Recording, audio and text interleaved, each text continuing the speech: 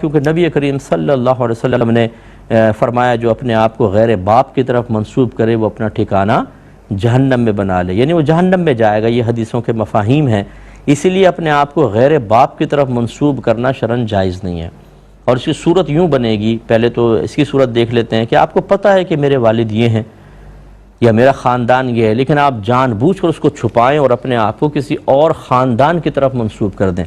جیسے کوئی غیر سید ہو لیکن یہ دیکھے کہ اس علاقے میں سیدوں کی بہت عزت ہے، تو وہ اپنے آپ کو کہے کہ میں تو سید خاندان سے ہوں۔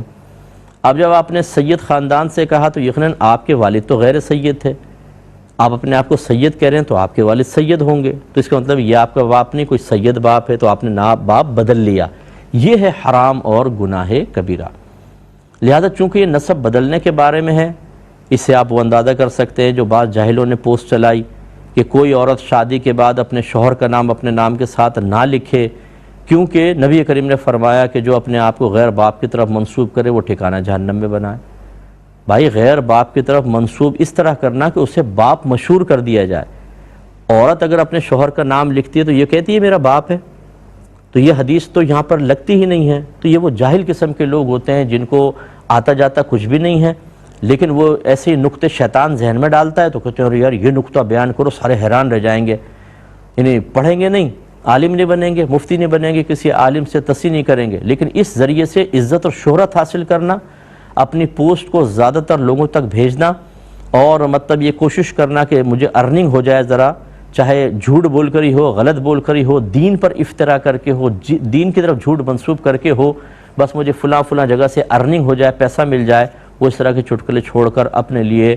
جہنم میں جگہ تیار کرتے ہیں۔ اللہ کی بارگاہ میں توبہ کریں، جب تک آپ کو کنفرم نہ پتہ چلے، کسی عالم دین سے آپ تشریح حاصل نہ کر لیں، از خود حدیث پڑھ کے کوئی نتیجہ مرتب نہ کریں۔ ذرا ایک صاحب کو میں جانتا ہوں وہ سید نہیں ہے، لیکن اپنے نام کے ساتھ سید لکھ دیتے ہیں۔ اب جب کسی نے پوچھا کہ بھئی یہ تم سید لکھ رہے ہو، تو کہتے ہیں یہ سید سے مراد وہ والے سید نہیں ہے، بلکہ سید بمانے سردار، کیونکہ سید مانے سردار ہوتا ہے، عربک میں سید سردار کو کہتے ہیں، تو میں اپنے نام کے ساتھ یہ گویا کہ سردار۔ بھائی کس کو پاگل بنا رہے ہیں آپ؟ جب آپ سید لکھیں گے اپنے ساتھ تو ہر ایک کا انتقال ذہنی یہ جائے گا کہ یہ آل رسول میں سے ہے، نبی کریم کی نسل میں سے ہے، یعنی ایک ٹکٹ میں دو مزے،